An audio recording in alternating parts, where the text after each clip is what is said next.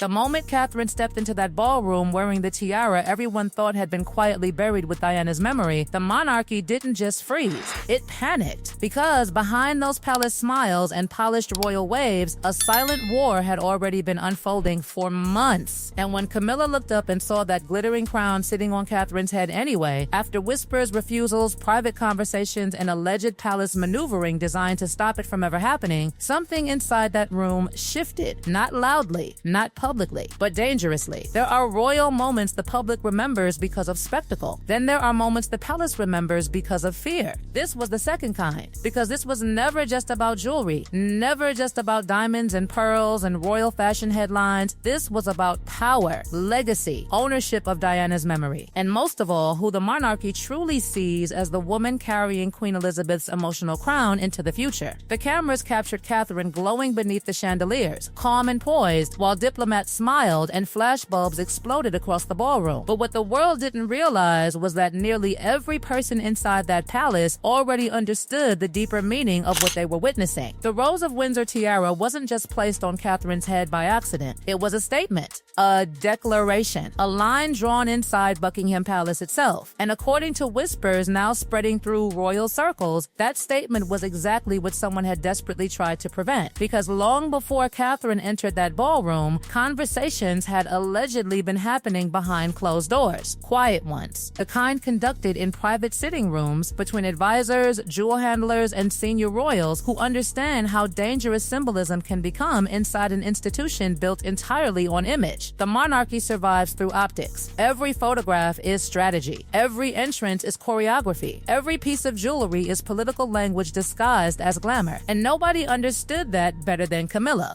People forget something important about Camilla. She did not rise to the throne through public love. She survived her way there. For decades, she carried the weight of being viewed as the outsider, the intruder, the woman blamed for collapsing the most beloved royal marriage in modern history. Even after the coronation, even after Queen Elizabeth's final blessing gave her legitimacy, the public never fully surrendered emotionally. There was always hesitation, always distance. And meanwhile, standing quietly across from her was Catherine, elegant, controlled, Diana-like in all the ways the public instantly recognized. It created a contrast nobody inside palace walls could ignore anymore. That is why the tiara mattered so much, because whoever wears Diana's jewels doesn't simply wear diamonds. They inherit emotional territory. They inherit public affection. They inherit memory. And according to royal insiders, when Catherine temporarily stepped away during her health crisis, some within Camilla's orbit allegedly saw an opening, a practical window. State banquets still needed grandeur, tiara appearances still mattered, and sitting inside the royal vault was the one piece forever associated with Diana herself, the lover's knot, the crown of the people's princess. Now here is where the story becomes explosive, because whispers suggest the idea of Camilla wearing the lover's knot wasn't dismissed immediately. It reportedly traveled through conversations, through advisors, through image strategists, through people asking dangerous questions inside palace corridors. Had enough time passed? Had public anger softened? Could the symbolism finally be reclaimed? But then the conversation reportedly reached the one royal nobody wanted standing in the way, Princess Anne. The woman palace staff quietly called the immovable wall. Anne is not emotional theater, she is discipline, precision, duty stripped of performance. And unlike many others in royal life, Anne reportedly never forgot what happened to Diana. She watched the destruction of that marriage up close. She watched Diana become hunted by media chaos while palace machinery stayed cold and silent. So when word allegedly reached Anne that discussions involving Diana's tiara were taking place around Camilla's circle, insiders claim the response came immediately. No confusion, no diplomatic softness, just no, absolute no. That refusal may have sounded simple, but inside palace walls it landed like a detonation, because Anne was not merely rejecting a jewelry request, she was reportedly protecting a legacy. Sources now claim Anne made it unmistakably clear that the lover's knot belongs with Catherine, not because of official paperwork, not because of palace policy, but because Catherine is now carrying the role Diana once carried, Princess of Wales, future queen, the woman the public emotionally connects to Diana's memory. And once Anne drew that line, suddenly everything changed. Then came the ball ballroom. Then came Catherine. Then came the moment Camilla allegedly realized the verdict had already been decided without her. Because when those doors opened and Catherine appeared wearing the tiara anyway, the room understood exactly what it meant. The monarchy had chosen its emotional future. Not publicly, not officially, but symbolically. And symbolism inside royal life is often more powerful than law itself. People watching from home saw glamour, but insiders reportedly saw something colder unfolding beneath the chandeliers. They saw Catherine reclaiming space after illness. They saw Diana's memory returning to the center of royal imagery once again. And they saw Camilla forced into the impossible position she has spent decades trying to escape, standing beside symbols that will never emotionally belong to her, no matter what title sits beside her name. What happened after that ballroom appearance may be even more revealing than the moment itself, because inside royal life, silence is never empty. Silence is strategy. And after Catherine walked out wearing Diana's symbolic crown while cameras exploded around her, Buckingham Palace became painfully quiet. No denials, no clarifications, no smiling palace source dismissing the rumors, just silence. The kind of silence that makes insiders nervous, because it usually means the story touched something real. And suddenly, people began revisiting old questions the palace thought had already faded away. Why had Camilla never worn the lover's knot? Why did certain royal jewels seem emotionally untouchable no matter who technically controlled the collection? Why did Diana's presence still dominate royal imagery nearly 3 decades after her death? The answer is uncomfortable because Diana stopped being merely a former royal long ago. She became mythology. An institution struggle when mythology refuses to die. That is exactly why Catherine's appearance shook people so deeply, because Catherine doesn't force the Diana comparisons. That is what makes them more powerful. She moves carefully, quietly, almost cautiously.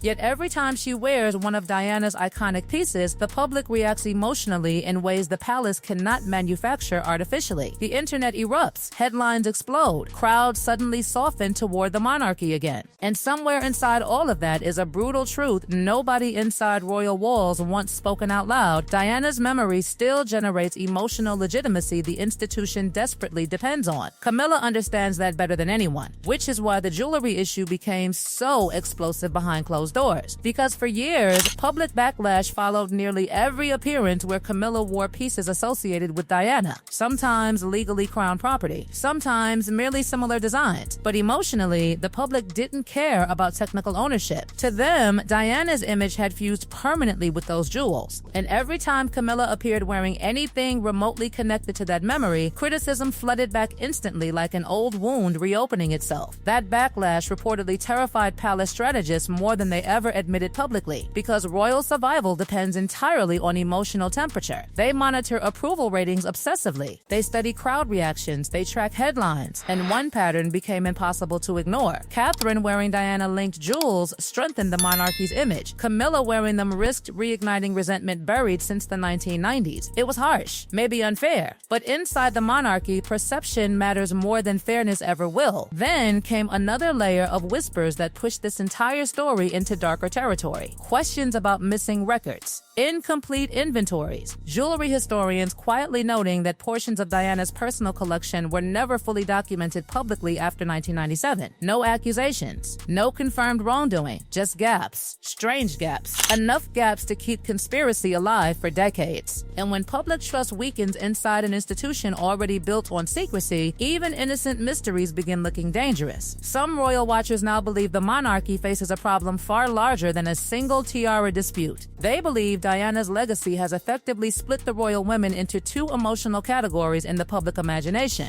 those seen as protecting her memory, and those seen as benefiting from it. Catherine, whether intentionally or not, became viewed as the guardian. Camilla became viewed as the outsider approaching sacred territory she could never safely touch. That divide may never disappear. And now Charlotte changes everything again, because the next generation is arriving carrying Diana's bloodline directly into the monarchy's future. The Spencer tiara whispers are already growing louder. Palace insiders allegedly know exactly what will happen the first time Charlotte appears publicly wearing something linked to Diana. The reaction will be nuclear, emotional, global. Another reminder that Diana's shadow still stretches across every generation of this family, no matter how hard the institution tries to modernize itself. But perhaps the most haunting part of this entire story is what it quietly exposes about power itself. Crowns Names do not guarantee emotional loyalty. Titles do not erase history. And palaces, no matter how grand, cannot control which figures become immortal in the public imagination. Camilla may hold the official crown beside the king, but when Catherine walked into that ballroom wearing the tiara forever tied to Diana, the emotional center of the monarchy shifted visibly in front of the entire world. Some saw fashion, others saw succession, others saw revenge written silently in diamonds beneath palace lights. And maybe that is why this story continues spreading so violently online, because beneath the glamour and jewels and royal protocol is a question nobody can answer comfortably. Who truly owns Diana's legacy now? The crown? The Spencers? William and Catherine? The public itself? Or does Diana still belong only to history? Impossible for anyone else to fully inherit without awakening old ghosts the monarchy never managed to bury.